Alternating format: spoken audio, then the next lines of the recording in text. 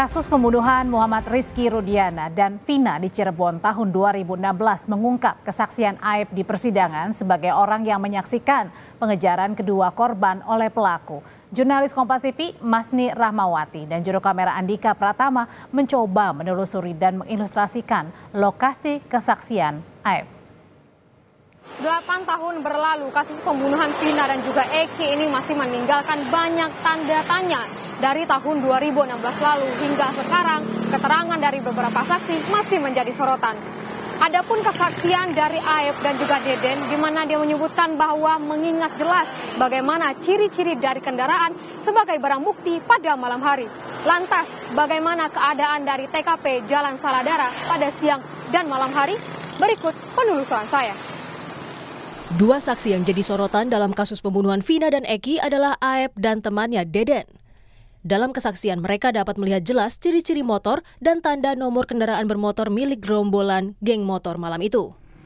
Namun sayangnya, Aib dan Deden tidak pernah dihadirkan dalam persidangan pada kasus 8 tahun silam. Menanyakan apakah saudara kenal sama orang ini, ya saya mengenalinya, cuman saya tidak tahu namanya. Gitu.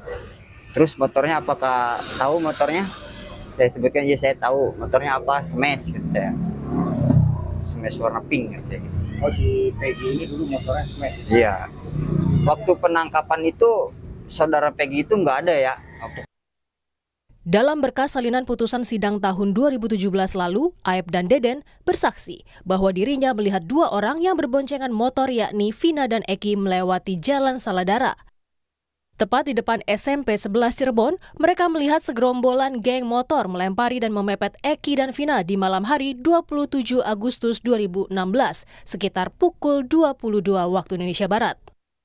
Dalam kesaksian, Aib dan Deden melihat kejadian tersebut dari jarak kurang lebih 50 meter, tepatnya dari warung kopi dan fotokopi. Kami mencoba melakukan penelusuran ke lokasi kesaksian Aib dan Deden di Jalan Saladara, Cirebon. Kami akan mencoba membandingkan lokasi itu dengan keadaan beberapa tahun lalu. Kami mengecek melalui aplikasi Maps bagaimana penampakan lokasi tersebut di tahun 2015 hingga 2017. Dari penemuan kami, hanya ada warung fotokopi di samping tempat cuci mobil motor. Tak ditemukan warung kopi. Untuk memperkuat temuan, kami juga bertanya kepada pemilik warung yang berada tak jauh dari lokasi kesaksian Aib. Pemilik warung menyebutkan tak ada warung kopi yang berdekatan dengan warung fotokopi di tahun itu. Pemilik warung mempertegas wilayah itu minim penerangan dan sepi pada malam hari.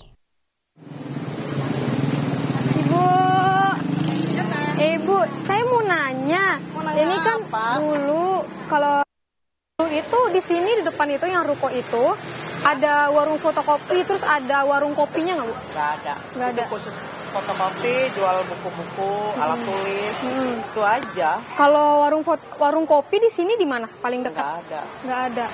Ada juga di sana di dekat lampu merah, itu yang punya Madura. Jauh? Jauh. Ada berapa meter ke sini? 200-300 meter? 200-an kalau nggak salah, dari sini lampu merah paling juga 200. 200 ya? Nggak jauh. Nah, kalau misalnya tuh kalau di sini warung-warungnya itu buka sampai jam berapa sih, Bu? Jam sore, nggak ada yang sampai malam. Nggak ada sampai malam? Nah. Untuk memastikan kesaksian Aib dan Deden, kami kembali melakukan penelusuran malam hari. Sekarang sudah malam, saudara, dan saya berada di Jalan Perjuangan.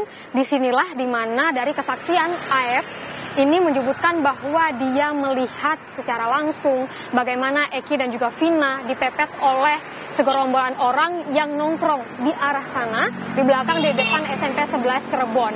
Nah, dari kesaksian Aib yang tertuang dalam berkas pengadilan memang menyebutkan bahwa saat itu, malam kejadian, dia sedang nongkrong dengan temannya Deden di warung kopi dan juga ada warung fotokopi seperti itu.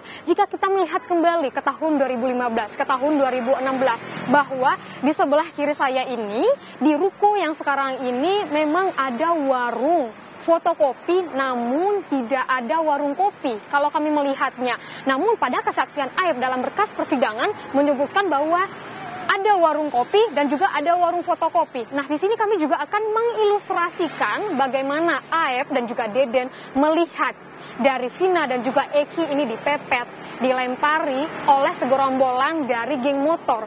Nah, dapat dilihat saudara ke arah sana sekitar 50 meter dari tempat berdirinya Aep, di tempat saya berada ini, tempat saya berdiri sini, mengarah ke sana. Dapat dilihat kami ilustrasikan dengan ada motor yang menghidupkan sernya sebelah kiri. Kita anggap saja itu adalah Vina dan juga Eki, dan juga di sana ada segerombolan geng motor yang tentunya yang disebutkan oleh Aep di dalam berkas persidangannya. Kita melihat ke sebelah sana, saudara. Kita lihat hanya ada satu penerangan, hanya ada satu lampu penerangan di sana. Dan kalau misalnya kita melihat juga ke tahun 2016, memang penerangan hanya ada satu. Dan kita melihat ke arah sana, saudara, kalau jalanan ini memang kurang penerangan, gelap. Kalau misalnya kita melihat dengan mata telanjang, kita bakal bisa melihat ada motor di sebelah sana, ada orang di sebelah sana, namun kita tidak bisa melihat secara jelas bagaimana ciri-ciri motornya, bagaimana nomor plat motornya, dan juga siapakah orang yang ada di sana. Tapi dalam kesaksian Aep dan juga Deden, teman dari Aep ini menyebutkan bahwa dia bisa melihat secara jelas nomor kendaraan motor dan juga ciri-ciri motornya, serta bagaimana ciri-ciri orang yang ada di sana yang sejauh 50 meter dari tempat dia berdiri. Aep bersaksi bahwa dirinya melihat dengan jelas ciri-ciri motor, tanda nomor kendaraan, dan wajah pelaku malam itu, namun tak mengetahui nama mereka. Aep dan Deden ini sudah memberikan keterangan, dan keterangan mereka ini sudah ingkrah di persidangan beberapa tahun lalu. Namun, Aep ini tidak pernah dihadirkan dalam persidangan, sedangkan kesaksiannya menjadi salah satu pertimbangan pada putusan pembunuhan Vina dan juga Eki. Apakah polisi kembali akan menguji kesaksian mereka? Masni Ramawati, Andika Pratama, Kompas TV, Cirebon, Jawa Barat.